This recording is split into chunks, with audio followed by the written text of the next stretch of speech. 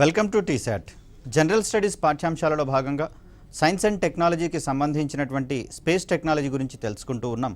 ఈ వీడియోలో మనము అంతరిక్ష రంగానికి సంబంధించి LVM-3 రాకెట్ లాంచ్ వెహికల్కి సంబంధించినటువంటి అంశాలను గత వీడియో నుంచి తెలుసుకునేటటువంటి ప్రయత్నం చేస్తూ ఉన్నాం. దీనికి కొనసాగింపుగా LVM-3కి సంబంధించినటువంటి మరికొన్ని విశేషాలను తెలుసుకునే ప్రయత్నం చేద్దాం. సో ఇక్కడ మనకు కనిపిస్తూ ఉంది LVM-3 యొక్క కాన్ఫిగరేషన్గా మనం చూస్తూ ఉన్నాం. ఇక్కడ మొదటి దశలో మనకు కోర్ ఇంజిన్గా L110 అనేటటువంటి దాన్ని ఏర్పాటు చేయడం జరిగింది. స్ట్రాపాన్ మోటార్లుగా భారీ పరిమాణంలో ఉండేటటువంటి S200 స్ట్రాపాన్ మోటార్లు లేదా బూస్టర్ రాకెట్స్ని అమర్చడం జరిగింది. ఇక్కడ నేరుగా రెండవ దశకు ఎగువన మనకు మూడవ దశలో పనిచేసేటటువంటి క్రయోజెనిక్ స్టేజ్ అనేది కనిపిస్తూ ఉంది. కాబట్టి మనకి ఇక్కడ వెహికల్ యొక్క హైట్ కూడా అమాంతం తగ్గినట్లుగా మనం చూస్తాం. మొత్తంగా చూస్తే వెహికల్ యొక్క కాన్ఫిగరేషన్ కనుక మనం చెప్పాల్సి వచ్చినప్పుడు ఇక్కడ రెండు S200 స్ట్రాపాన్ మోటార్లతో మొదటి దశ అనేది మనకు కనిపిస్తూ ఉంది. దీనికి రెండవ దశ విషయానికి వచ్చేసరికల్లా L110 అనేటటువంటి రెండవ దశ, ఇది వికాస్ ఇంజిన్గా మనం చెప్తాం L110కి సంబంధించి. దీన్ని రెండు వికాస్ ఇంజన్లను అక్కడ అమర్చడం అనేది జరిగింది. దీని తర్వాత క్రయోజెనిక్ ఎగువ దశకు సంబంధించి చూస్తే C25 అనేటటువంటి క్రయోజెనిక్ ఇంజన్ని ఉపయోగించడం అనేది జరిగింది. ఈ క్రింది వానిలో GSLV Mark III వాహక నౌకల్లో వాడేటటువంటి క్రయోజెనిక్ ఇంజన్లు ఏవి అనేటటువంటి కోణంలో కనుక క్వశ్చన్ పడితే మనము C25ను కానివ్వండి, C20 అనేటటువంటి సంకేత నామాలను మనం మెన్షన్ చేయాల్సి వస్తుంది. C25 అంటే 25 టన్నుల బరువైనటువంటి క్రయోజెనిక్ ఇంధనాలను ఇది కలిగి ఉన్నట్లుగా మనం చూస్తాం. C20 అన్నప్పుడు మనకు 20 టన్నుల పరిమాణంలో ఉండేటటువంటి క్రయోజెనిక్ ఇంధనాలను వాడేటటువంటి ప్రయత్నం చేస్తుంది.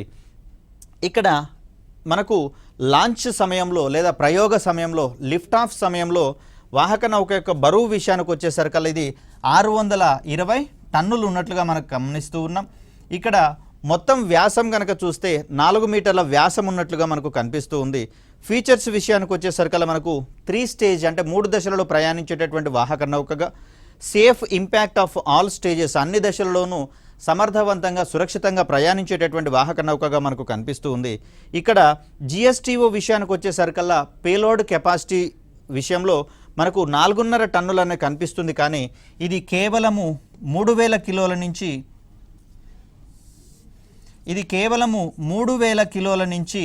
4000 కిలోల బరువు ఉన్నటువంటి ఉపగ్రహాలను మాత్రమే GSTOకి ప్రయోగిస్తున్నట్లుగా మనం గమనించవచ్చు. అదేవిధంగా ఈ LEO విషయానికి వచ్చేసరికల్లా అంటే భూనిమ్న కక్షలలోకి వచ్చేసరికల్లా 10 టన్నుల బరువు ఉన్నటువంటి ఉపగ్రహాలను అక్కడ LEOలోకి భూనిమ్న కక్షలలోకి ప్రయోగించగలిగేటటువంటి సామర్థ్యం దీనికి ఉన్నట్లుగా మనం చూస్తాం.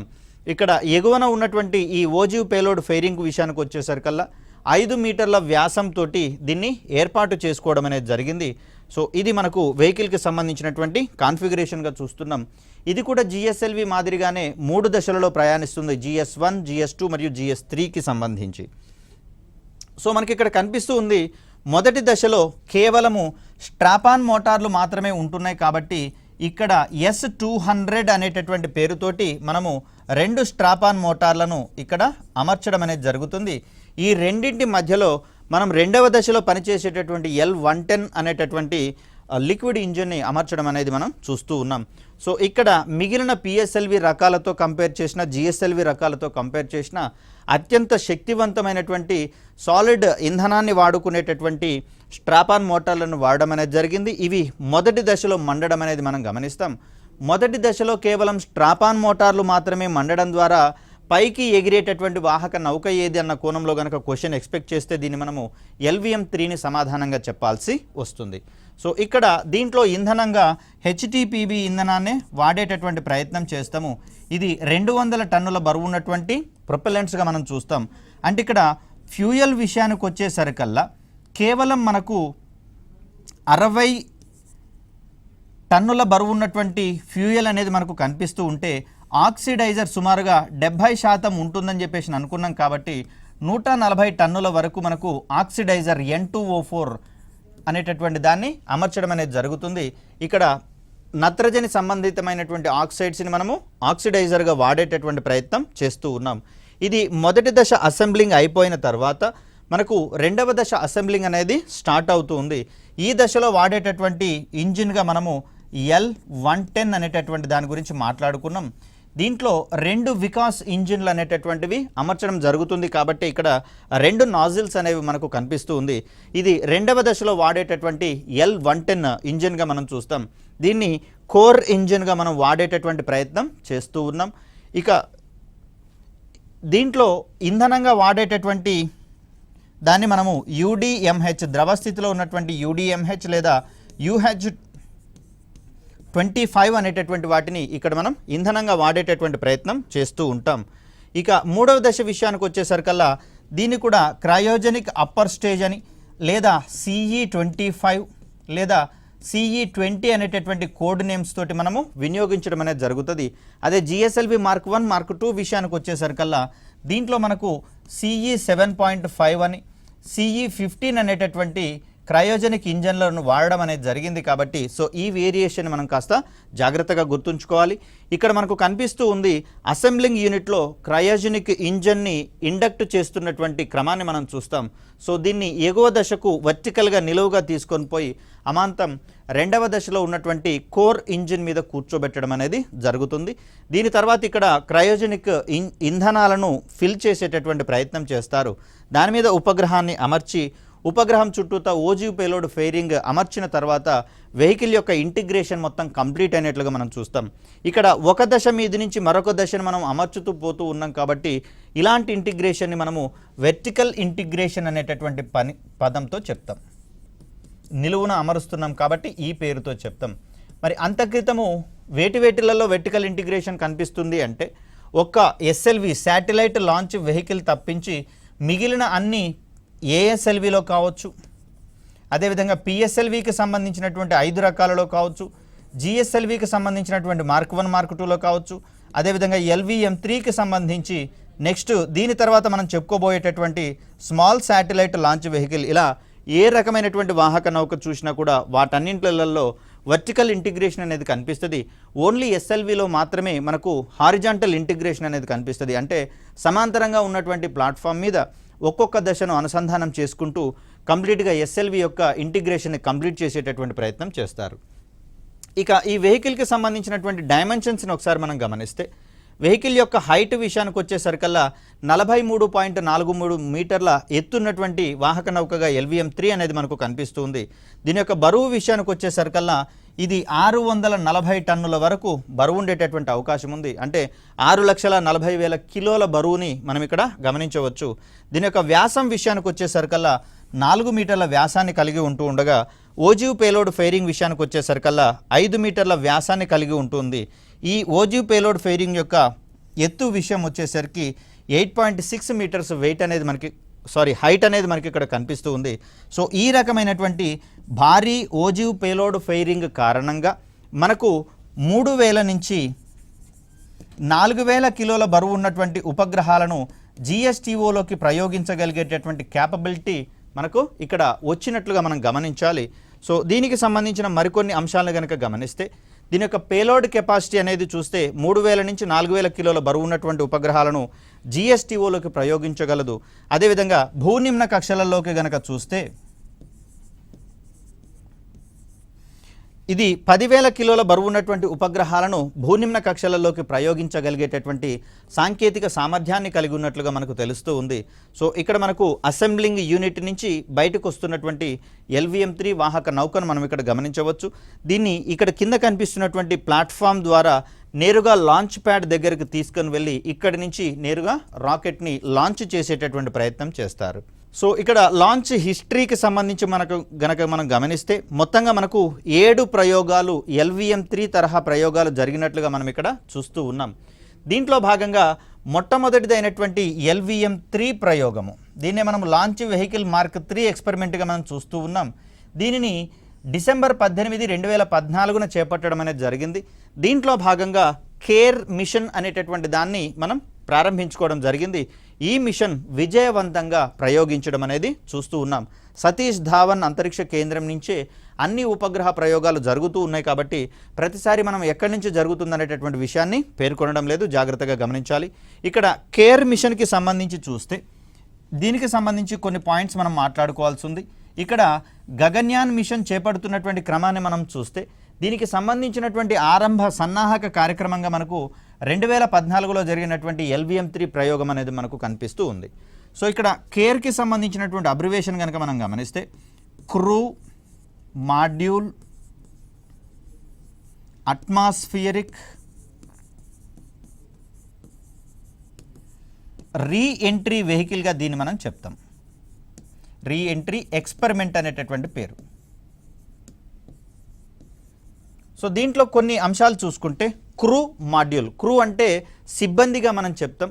ఒకవేళ మానవ సహిత అంతరిక్ష కార్యక్రమాలు కనుక చేపట్టినట్లయితే సిబ్బందిని కూర్చోబెట్టేటటువంటి గదిగా మనకు క్రూ మాడ్యూల్ అనేది కనిపిస్తూ ఉంది. మరి ఇది అట్మాస్ఫియరిక్ రీఎంట్రీ ఎక్స్పెరిమెంట్గా దీన్ని మనం చూస్తూ ఉన్నాం. అంటే ఇక్కడ LVM-3 ద్వారా క్రూ మాడ్యూల్ అనేటటువంటి దాన్ని ఒక నిర్దిష్ట ఎత్తు వద్దకు చేర్చి దాని తర్వాత ఇది స్వేచ్ఛగా భూమి వైపుకు పతనం అయ్యేలా చేపట్టడం అనేది జరుగుతుంది. సో ఈ సందర్భంలో గమనిస్తే ఇక్కడి నుంచి లాంచ్ వెహికల్ ద్వారా ఇలా తీసుకొని వెళ్ళిన తర్వాత ఈ క్రూ మాడ్యూల్ అనేటటువంటి దాన్ని ఇక్కడ వదిలివేయడం అనేది జరుగుతుంది. మరి ఇలా వదిలివేసినటువంటి సందర్భంలో ఇది సేఫ్గా భూమిని తిరిగి చేరుకోవాల్సి ఉంటుంది. మరి ఇలాంటి సందర్భంలో ఏముంది సార్ కాంప్లెక్సిటీ అని మనకు అనిపించుకోవచ్చు. వాస్తవానికి ఈ క్రూ మాడ్యూల్ అనేది ఎవరిని ఉద్దేశించింది అంటే దీంట్లో ఆస్ట్రోనాట్స్ని ఉంచేటటువంటి ప్రయత్నం చేస్తారని చెప్పేసి అనుకుంటూ ఉన్నాం. మరి ఈ సందర్భంలో ఆస్ట్రోనాట్స్తో కూడినటువంటి ఈ క్రూ మాడ్యూల్ భూమి వైపుగా ప్రయాణించేటటువంటి సందర్భంలో ఇక్కడ అధిక ఎత్తుల వద్ద తక్కువ వాయు సాంద్రత ఉన్నటువంటి అట్మాస్ఫియరిక్ లేయర్స్ ఉంటాయని చెప్పేసి అనుకున్నాం. ఇక్కడి నుంచి క్రమక్రమంగా కిందికి దిగుతున్నటువంటి సందర్భంలో ఈ అట్మాస్ఫియరిక్ లేయర్స్ యొక్క డెన్సిటీ పెరుగుతుంది, సాంద్రత పెరుగుతున్నటువంటి క్రమంలో ఈ క్రూ మాడ్యూల్ ప్రయాణించేటటువంటి సందర్భంలో ఆ వాతావరణ పొరలతో ఏర్పడేటటువంటి ఘర్షణ అనేది పెరుగుతూ ఉంది. కాబట్టి ఘర్షణ పెరుగుతూ ఉంటే ఉష్ణం కూడా ఎక్కువగా జనించేటటువంటి అవకాశం ఉంది. కాబట్టి అలా జనించేటటువంటి అధిక ఉష్ణాన్ని తట్టుకునేటటువంటి స్వభావము ఈ క్రూ మాడ్యూల్కి ఉందా లేదా అనేటటువంటి అంశంలో భాగంగా దీన్ని ప్రయోగించడం అనేది జరిగింది. మరి దీంట్లో రీఎంట్రీ సాంకేతికత ఉంది కాబట్టి ఇక్కడ క్రూ మాడ్యూల్ని తయారు చేసేటటువంటి మెటీరియల్స్ అన్నీ కూడా అధిక ఉష్ణాలను తట్టుకునేటటువంటి కాంపోజిట్ మెటీరియల్స్గా మనకు కనిపిస్తూ ఉన్నాయి. దీంట్లో భాగంగా వెలువడేటటువంటి ఉష్ణాన్ని తగ్గించేటటువంటి కోణంలో మనకు థర్మల్ ప్రొటెక్షన్ సిస్టమ్ లాంటి వాటిని కూడా ఇందులో ఏర్పాటు చేసేటటువంటి ప్రయత్నం చేస్తారు. సో అలా వేగంగా పెరుగుతున్నటువంటి ఆ వేగం పెరుగుతున్న కొద్దీ అదేవిధంగా సాంద్రత పెరిగేటటువంటి వాయుపొరల గుండా ప్రయాణించేటటువంటి సందర్భంలో అధికంగా వెలువడుతున్నటువంటి ఉష్ణాన్ని ఇది తట్టుకునేటటువంటి స్వభావాన్ని ప్రదర్శిస్తుంది. కాబట్టి ఈ క్యాపబిలిటీ మనకు ఉందా లేదా అనేటటువంటి కోణంలో ఈ ప్రయోగాన్ని ఏర్పాటు చేసుకోవడం అనేది జరిగింది. ఇక GSLV Mark 3 తరహా మొదటి అభివృద్ధి ప్రయోగము లేదా LVM-3 శ్రేణిలో రెండవ ప్రయోగంగా దీన్ని మనం చెప్తాం. దీని ద్వారా GSAT-19 అనేటటువంటి ఉపగ్రహాన్ని ప్రయోగించుకోవడం జరిగింది 2017లో. ఈ ప్రయోగం చూడండి 2019 కంటే ముందే జరిగింది. కాబట్టి ఈ ప్రయోగాన్ని చేపట్టినటువంటి సంస్థగా మనకు యాంట్రిక్స్ కార్పొరేషన్ అనేది కనిపిస్తుంది. ఇక ఇక్కడ చంద్రయాన్ 2కి సంబంధించి కనుక మనం గమనిస్తే ఇక్కడి నుంచి మనకు న్యూ స్పేస్ ఇండియా లిమిటెడ్ యొక్క ప్రయోగాలుగా మనం చూస్తాం. సో ఇక్కడ GSAT-19 గురించి కానివ్వండి, GSAT-29 గురించి కానివ్వండి కొన్ని విషయాలు మాట్లాడుకోవాల్సి వస్తుంది. ఈ రెండు ఉపగ్రహాలను GSAT-19 మరియు 29 ఉపగ్రహాలను హై థ్రోపుట్ శాటిలైట్స్గా మనం చెప్తాం.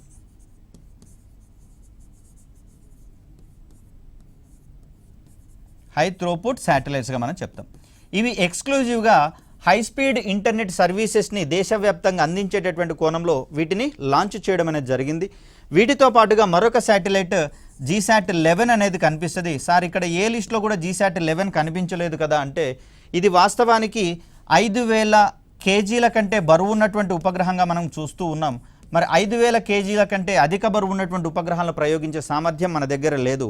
మన దగ్గర ఉన్నటువంటి సామర్థ్యం కేవలం 4000 కేజీల కంటే తక్కువ బరువు ఉన్నటువంటి ఉపగ్రహాలు మాత్రమే ప్రయోగించగలుగుతాం. కాబట్టి దీన్ని ఫ్రెంచ్ గయానా నుంచి ప్రయోగించుకోవడం జరిగింది. కాబట్టి కేవలము స్వదేశీ ఉపగ్రహాలను మాత్రమే మనము ఇక్కడ ఎక్స్ప్లెయిన్ చేసుకుంటూ ఉన్నాం కాబట్టి ఈ లిస్టులో మనకు GSAT-11 యొక్క పేరు కనిపించదు. అండ్ వెరీ రీసెంట్గా రాబోయేటటువంటి నెక్స్ట్ మండే అంటే 18th రోజున నవంబర్ 18th 2024 రోజున GSAT-20 లేదా దీన్నే GSAT-N2 అనేటటువంటి పేరుతోటి చెప్తూ ఉన్నారు. ఇది నవంబర్ 18, 2024న దీన్ని ప్రయోగించబోతూ ఉన్నారు. ఎక్కడి నుంచి అనుకున్నప్పుడు ఇక్కడ ఒక వేరియేషన్ కనిపిస్తుంది కాబట్టి దీన్ని ఎక్స్ప్లెయిన్ చేయాల్సి వస్తుంది. ఏంటంటే ఇప్పటి వరకు స్వదేశీయంగా మనకు ప్రయోగించే సామర్థ్యం కనుక లేకపోతే మనం ఫ్రెంచ్ గయానా నుంచి ప్రయోగించేటటువంటి వారిని ఇక్కడ GSAT-20 విషయానికి వచ్చేసరికల్లా దీన్ని USA నుంచి ప్రయోగించడం జరుగుతుంది. ఎలాన్ మస్క్కు చెందినటువంటి స్పేస్ ఎక్స్ వీరికి సంబంధించినటువంటి ఫాల్కన్ 9 రాకెట్ ద్వారా దీన్ని ప్రయోగిస్తూ ఉన్నారు. దీని యొక్క బరువు వచ్చేసరికల్లా మనకు 4700 kgల బరువు అనేది కనిపిస్తుంది. కాబట్టి ఈ సందర్భంలో ఈ ప్రయోగాన్ని స్వదేశీయంగా కాకుండా విదేశీ రాకెట్ ద్వారా ప్రయోగించేటటువంటి ప్రయత్నం చేస్తూ ఉన్నాం. మరి ఎందుకు సార్ ఇవన్నీ చెప్పుకుంటున్నాము అంటే ఇక్కడ GSAT-11కి కూడా హై త్రోపుట్ శాటిలైట్గా పేరుంది. అదేవిధంగా ఇప్పుడు ప్రయోగించబోయేటటువంటి GSAT-20ని కూడా మనం హై త్రోపుట్ శాటిలైట్గా పేర్కొంటూ ఉంటాం. ఇవి దేశవ్యాప్తంగా హై స్పీడ్ ఇంటర్నెట్ కోసము ఉద్దేశించబడినటువంటి ఉపగ్రహాలుగా మనకు తెలుస్తూ ఉంది. ఇక్కడ మరొక విషయం ఏంటంటే GSAT-11ని కనుక మనం గమనిస్తే ఇది 5000 kgల కంటే బరువు ఉన్నటువంటి ఉపగ్రహం కాబట్టి భారతదేశం రూపొందించినటువంటి అతి భారీ ఉపగ్రహంగా దీనికి పేరుంది. అతి భారీ ఉపగ్రహంగా GSAT-11కి పేరుంది కాబట్టే దీన్ని మనం బిగ్ బర్డ్ అనేటటువంటి పేరుతో పిలుచుకుంటాము. ఇక GSAT-1929 విషయానికి వచ్చేసరికల్లా భారతదేశం రూపొందించి స్వదేశీయంగా ప్రయోగించిన ఉపగ్రహాలన్నింటిలలోకి GSAT-29 అనేది అతి భారీ ఉపగ్రహంగా మనకు కనిపిస్తుంది. సార్ మరి దీన్ని అతి భారీ అనుకున్నాం కదా అంటే వాస్తవానికి ఇది స్వదేశీయంగా రూపొందించబడింది కానీ స్వదేశీయంగా ప్రయోగించబడలేదు. కాబట్టి ఆ సందర్భంలో ఇక్కడ మనం ట్యాగ్ లైన్ మార్చాము కాబట్టి వేరియేషన్ వచ్చింది కాబట్టి ఆన్సర్ మారింది. సో స్వదేశీయంగా తయారు చేయబడి స్వదేశీయంగా ప్రయోగించబడినటువంటి ఉపగ్రహాలలో అతి భారీ ఉపగ్రహంగా మనకు GSAT-29 పేరుంది. ఇది రెండవ ఉపగ్రహంగా మనము చూస్తూ ఉంటాం GSAT-19ని. అలా వీటి యొక్క స్పెషాలిటీస్ని మనం గుర్తుంచుకోవాల్సి వస్తుంది. GSAT-20 అనేది విదేశీయంగానే ప్రయోగించబడుతుంది కాబట్టి దీనికి సంబంధించి మనకు పెద్దగా క్రైటీరియా ఏమీ లేదు.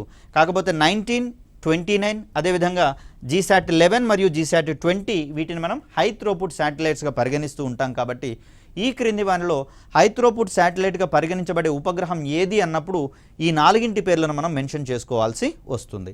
ఇక నెక్స్ట్ వచ్చేసరికల్లా మనకు భారతదేశము అత్యంత ప్రతిష్టాత్మకంగా ప్రారంభించినటువంటి కార్యక్రమాలుగా ఈ చంద్రయాన్-1 మరియు చంద్రయాన్-2 మిషన్స్ అనేవి మనకు కనిపిస్తూ ఉన్నాయి.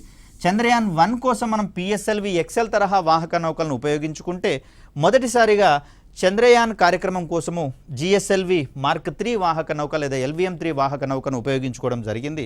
సో ఈ సందర్భంగా జూలై 22, 2019న ప్రారంభించినటువంటి ఈ ప్రోగ్రామ్ని మనము హై ఎర్త్ ఆర్బిట్ వరకు చేర్చేటటువంటి ప్రయత్నం చేసినాం. మరి మొదటిసారిగా చేపట్టినటువంటి PSLV XL వాహక నౌక ద్వారా చంద్రయాన్-1ను చేపట్టినటువంటి సందర్భంలో అక్కడ ఆ చంద్రయాన్-1ని విడుదల చేసినటువంటి హై ఎర్త్ ఆర్బిట్ కంటే కూడా అధిక ఎత్తులో ఉన్నటువంటి ఆర్బిట్లోకి GSLVని వాడడం ద్వారా లేదా LVM-3ని వాడడం ద్వారా ఎక్కువ ఎత్తులో ఉన్నటువంటి కక్షలోకి చేర్చడం వల్ల అక్కడ చంద్రయాన్-2 యొక్క లైఫ్ టైం పెరిగినట్లుగా ఇస్రో ప్రకటించడం అనేది జరిగింది. ఇది PSLV కన్నా LVM-3 యొక్క ఆధిపత్యం ఎంతుందో వివరించేటటువంటి సందర్భం. అంతేకాని ఇక్కడ ఏ రాకెట్ గొప్పది అనేటటువంటి చర్చ అనేది జరగదు. కాకపోతే కాలక్రమంలో వచ్చినటువంటి అడ్వాన్స్మెంట్స్ వల్ల ఇవి సక్సెస్ అయినట్లుగా మనం ఇక్కడ చూస్తాం. ఇక 5th, 6th ఎక్స్పెరిమెంట్స్ విషయానికి వచ్చేసరికల్లా వీటికి కూడా కొన్ని ప్రత్యేకతలు అనేవి ఇక్కడ సమకూరడం జరిగింది. ఏంటివి అంటే ఇప్పటి వరకు చేపట్టినటువంటి ప్రయోగాలలో ఇస్రో ప్రతి GSLV వాహక నౌక ద్వారా ఒక్కొక్క ఉపగ్రహాన్ని మాత్రమే ప్రయోగం చేసింది. For the first time 5th and 6th ఎక్స్పెరిమెంట్స్లలో భాగంగా మల్టిపుల్ శాటిలైట్స్ని ఒకటేసారి లాంచ్ చేసేటటువంటి ప్రయత్నం చేసింది ఇస్రో లేదా న్యూ స్పేస్ ఇండియా లిమిటెడ్గా దీన్ని మనం చెప్తాం. మోరోవర్ ఇక్కడ వీటికి సంబంధించి శాటిలైట్స్ని కనుక చూస్తే OneWebకి సంబంధించినటువంటి మొదటి జనరేషన్ 36 కమ్యూనికేషన్ ఉపగ్రహాలను ప్రయోగించడం జరిగింది. మరి కమ్యూనికేషన్ ఉపగ్రహాలను GSTO వరకు తీసుకొని పోయారా అంటే ఇక్కడ చేపట్టినటువంటి లాంచ్ మొదటిసారిగా LEO వరకే తీసుకొని పోవడం అనేది జరిగింది. మనం ఇంత క్రితమే చెప్పుకున్నాము, జిఎస్టీఓలో గనక కమ్యూనికేషన్ ఉపగ్రహాలను గనక ప్రయోగిస్తే లాటెన్సీ అనేటటువంటిది ఏర్పడుతుంది. అంటే దీన్నే మనము జాప్యము అంటాం. ఒక సర్వీస్ని పొందేటటువంటి క్రమంలో మనకు అందడానికి పట్టేటటువంటి ఆ డిలే ఏదైతే ఉందో దాన్ని మనం లాటెన్సీ లేదా జాప్యంగా మనం చెప్తాం. మరి ఈ సందర్భంలో జిఎస్టీఓలోకి గనక మనం ఉపగ్రహాలను పంపించి అక్కడి నుంచి సర్వీసెస్ తీసుకునేటటువంటి క్రమంలో సుమారుగా 120 మిల్లీ సెకండ్ల వరకు ఈ జాప్యం ఉండేటటువంటి అవకాశం ఉందని చెప్పేసి చెప్తూ ఉన్నారు. మరి స్టాక్ మార్కెట్ లావాదేవీలలో కావచ్చు, అదేవిధంగా విమానాల యొక్క ల్యాండింగ్ మరియు టేకాఫ్ సమయాలలో ఇలాంటి చిన్న చిన్న డిలేస్ కూడా మనకు చాలా కీలకమైనటువంటి ప్రమాదాలను తీసుకొచ్చేటటువంటి అవకాశం ఉంది. కాబట్టి మరి ఆ సందర్భంలో ఈ డిలేస్ని తగ్గించుకునేటటువంటి క్రమంలో ఇటీవల కాలంలో ఎల్ఈఓలోకి అంటే భూనిమ్న కక్షలలోకి కూడా కమ్యూనికేషన్ ఉపగ్రహాలను ప్రయోగించేటటువంటి ప్రయత్నం చేస్తూ ఉన్నాం. దీంట్లో వన్ వెబ్కి సంబంధించినటువంటి విదేశీ ఉపగ్రహాలు ఇక్కడ జిఎస్ఎల్వి మార్క్ 3 M2 ద్వారా 36 ఉపగ్రహాలను ప్రయోగిస్తే ఇక్కడ 6th ఎక్స్పెరిమెంట్లో భాగంగా జిఎస్ఎల్వి MK3 M3లో భాగంగా మరొక 36 ఉపగ్రహాలు, మొత్తంగా 72 ఉపగ్రహాలను మొదటిసారిగా జిఎస్ఎల్వి వాహక నౌకల ద్వారా ప్రయోగించుకోవడం జరిగింది. ఇప్పటి వరకు కూడా జిఎస్ఎల్వి వాహక నౌకల నుంచి కేవలం స్వదేశీ ఉపగ్రహాన్ని పంపించడం, అది కూడా ఒక్కొక్క ఉపగ్రహాన్ని పంపిస్తే సింగిల్ లాంచ్లో మల్టిపుల్ శాటిలైట్స్ని అవి కూడా విదేశీ ఉపగ్రహాలను ప్రయోగించేటటువంటి అవకాశం అనేది మనకి ఇక్కడ లభించడం జరిగింది. వాస్తవానికి వీటిని రష్యా ప్రయోగించాల్సి ఉండగా రష్యా తన అసమర్థతను తెలియజేయడంతో, అశక్తతను తెలియజేయడంతో భారతదేశానికి ఈ ప్రయోగం అనేది చేపట్టడం జరిగింది. మల్టిపుల్ శాటిలైట్స్ని జిఎస్టీఓలోకి కాకుండా ఎల్ఈఓలోకి ప్రయోగించినటువంటి మొదటి ప్రయోగంగా మనకు జిఎస్ఎల్వి MK3 M2 ఉంటే దానికి సంబంధించినటువంటి రెండవ ప్రయోగంగా జిఎస్ఎల్వి MK3 M3 అనేది నిలబడుతూ ఉంది. 2022లో జిఎస్ఎల్వి MK3 M2 ప్రయోగం జరిగితే 2023 మార్చి 26 నాడు జిఎస్ఎల్వి మార్క్ 3 M3 ప్రయోగం అనేది జరిగినట్లుగా మనం ఇక్కడ చూస్తూ ఉన్నాం. ఇక 4వ ప్రయోగంలో అత్యంత కీలకమైనటువంటి అంటే జిఎస్ఎల్వి మార్క్ 3 M4 ప్రయోగంగా దీన్ని మనం చూస్తూ ఉన్నాం. ఇక్కడ మొత్తంగా చూస్తే LVM3 ప్రయోగాలలో 7వ ప్రయోగంగా ఇది మనకు గమనిస్తూ ఉన్నాం. జూలై 14, 2023న భారత్ అత్యంత ప్రతిష్టాత్మకంగా చేపట్టినటువంటి చంద్రయాన్ 3 ప్రయోగానికి కూడా దీన్ని మనము ఉపయోగించడం అనేది జరిగింది.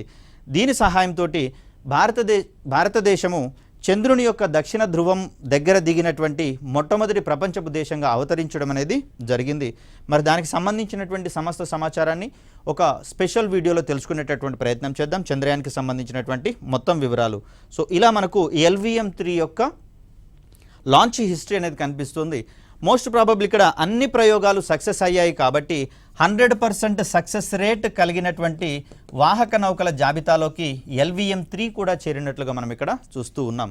సో ఓవరాల్గా ఒకసారి 100% సక్సెస్ రేట్ ఉన్నటువంటి వాహక నౌకలను కనుక గమనిస్తే మనకు PSLV CA కోర్ ఎలోన్ వెర్షన్కి 100% సక్సెస్ రేట్, అంటే ఈ క్లాస్ చెప్పే నాటికి 100% సక్సెస్ రేట్ని మనం చూస్తూ ఉన్నాం. దీని తర్వాత PSLVకి సంబంధించినటువంటి QL మరియు PSLVకి సంబంధించినటువంటి DL ఈ మూడింటికి కూడా మనకు 100% సక్సెస్ రేట్ అనేది కనిపిస్తుంది. GSLV విషయానికి వచ్చేసరికల్లా కేవలము LVM3కి మాత్రమే 100% సక్సెస్ రేట్ అనేది కనిపిస్తుంది. కాబట్టి ఈ 4 ఉపగ్రహ వాహక నౌకలు కూడా తమకు అప్పగించినటువంటి ప్రతి ప్రయోగాన్ని సక్సెస్ఫుల్గా కంప్లీట్ చేయడం అనేది జరిగింది. కాబట్టి 100% సక్సెస్ రేట్ కలిగినటువంటి వాహక నౌకల జాబితాలో వీటిని మాత్రమే మనం ప్రముఖంగా పేర్కొనాల్సి వస్తుంది. ఇక GSLV మార్క్ 1 విషయానికి వచ్చేసరికల్లా దాంట్లో 2 విజయవంతమైనటువంటి ప్రయోగాలు, 2 పాక్షికంగా సక్సెస్ అయినటువంటి ప్రయోగాలు, 2 విఫలమైనటువంటి ప్రయోగాలు, మొత్తంగా అక్కడ సక్సెస్ ఫెయిల్యూర్స్ అనేవి దోబూచులాడుతున్నటువంటి పరిస్థితి మనకు కనిపిస్తూ ఉంది. ఇక GSLV మార్క్ 2 విషయానికి వచ్చేసరికల్లా 2 ప్రయోగాలు అనేవి విఫలమైనవి కాబట్టి అక్కడ 100% సక్సెస్ రేట్ జాబితాలో వాటిని చేర్చడం అనేది జరగడం లేదు.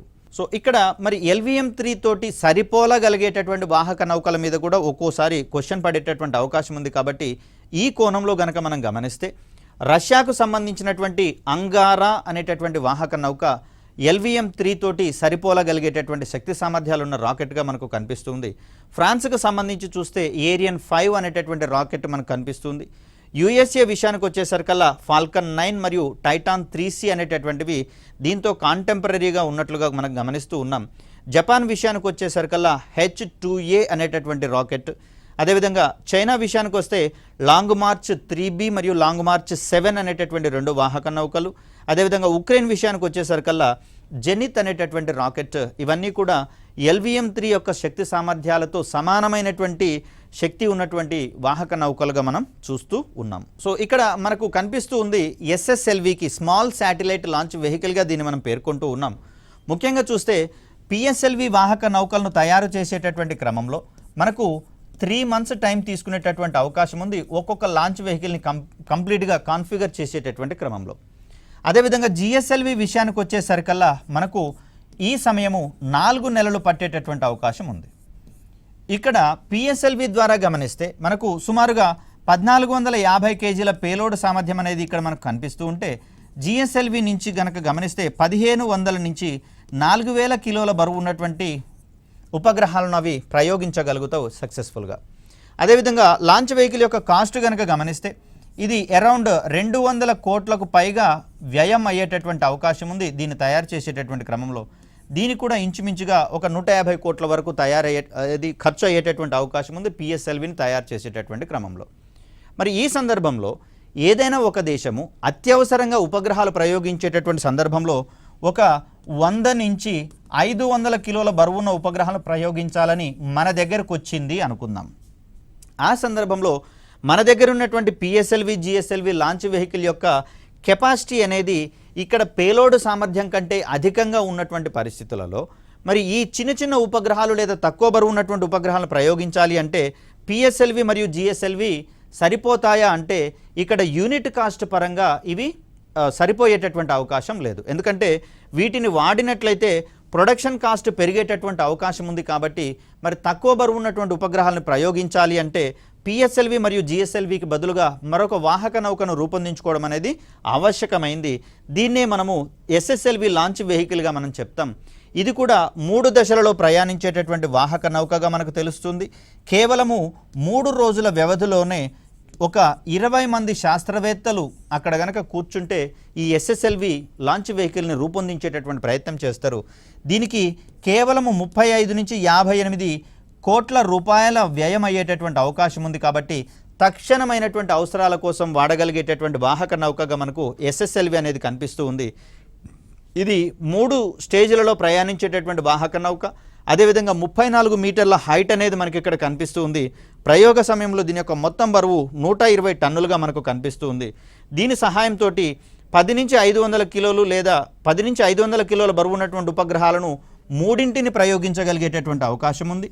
లేదా ఒక 500 కేజీల బరువు ఉన్నటువంటి ఉపగ్రహాన్ని ప్రయోగించే అవకాశం ఉంది. అలా దీన్ని 500 కిలోమీటర్ల ఎత్తులో ఉన్నటువంటి కక్ష వరకు చేర్చేటటువంటి ప్రయత్నం చేస్తాం. సో దీన్ని తయారు చేసేటటువంటి క్రమంలో కేవలం 3 రోజుల సమయం పట్టేటటువంటి అవకాశం ఉంది.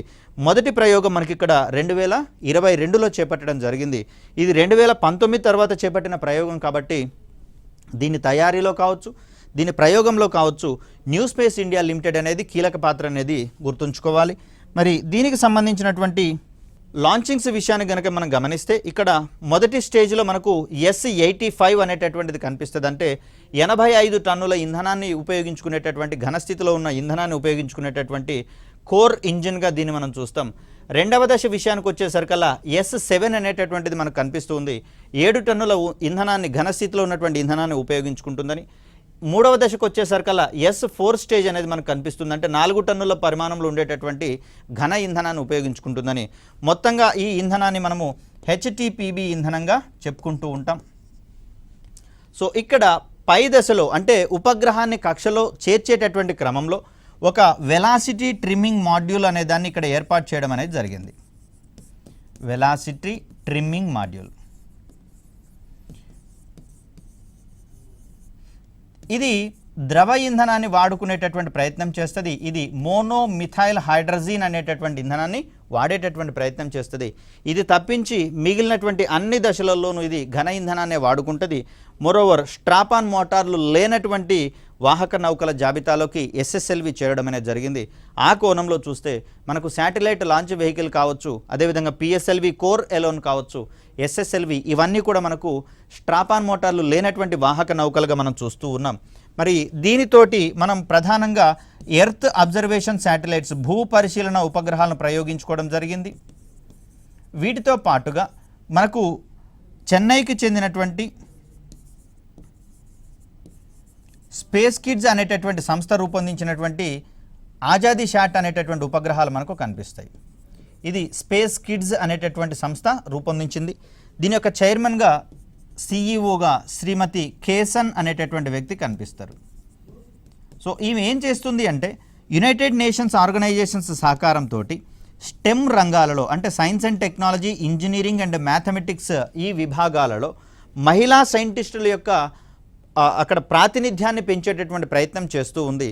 తద్వారా ఇప్పటి వరకు మనకు స్టెమ్ రంగాలలో ప్రముఖమైనటువంటి సిఈఓ కేటగిరీలో ఉన్నటువంటి మహిళల సంఖ్య చాలా అల్పంగా ఉంటున్నటువంటి సందర్భంలో వారి యొక్క సంఖ్యను పెంచేటటువంటి ప్రయత్నం చేస్తూ ఉంది.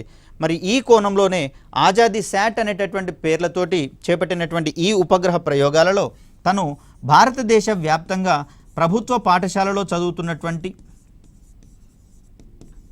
అదేవిధంగా 6 నుంచి 12వ తరగతి వరకు చదువుతున్నటువంటి బాలికల సహాయంతో తను ఈ ఉపగ్రహాలను రూపొందించి ప్రయోగించినట్లుగా మనకు తెలుస్తూ ఉంది. అలా ఎస్ఎస్ఎల్వి శ్రేణిలో మనకు 3 అభివృద్ధి ప్రయోగాలు జరిగినాయి. ఈ 3 అభివృద్ధి ప్రయోగాలలో కూడా తను ఈ ఆజాదీ శాట్ శ్రేణిలోని ఉపగ్రహాలను ప్రయోగించడం అనేది జరిగింది. ఇవి రిమోట్ సెన్సింగ్ మరియు వాతావరణ పరిశోధన కోసం అంకితమైనటువంటి ఉపగ్రహాలుగా మనకు కనిపిస్తూ ఉన్నాయి. మరి వీటి తర్వాత ఇస్రో అత్యంత ప్రతిష్టాత్మకంగా మరికొన్ని ఇంధన సాంకేతికతలకు సంబంధించినటువంటి ప్రయోగాలు చేస్తూ ఉన్నట్లుగా మనం గమనిస్తూ ఉన్నాం. దీంట్లో భాగంగా ఇప్పటివరకు చూసుకుంటే ఫ్యూయల్ ఘనస్థితిలో ఉంటే దానికి సంబంధించినటువంటి ఆక్సిడైజర్ కూడా ఘనస్థితిలోనే ఉండేటటువంటి ఛాన్సెస్ని మనం చూసాం.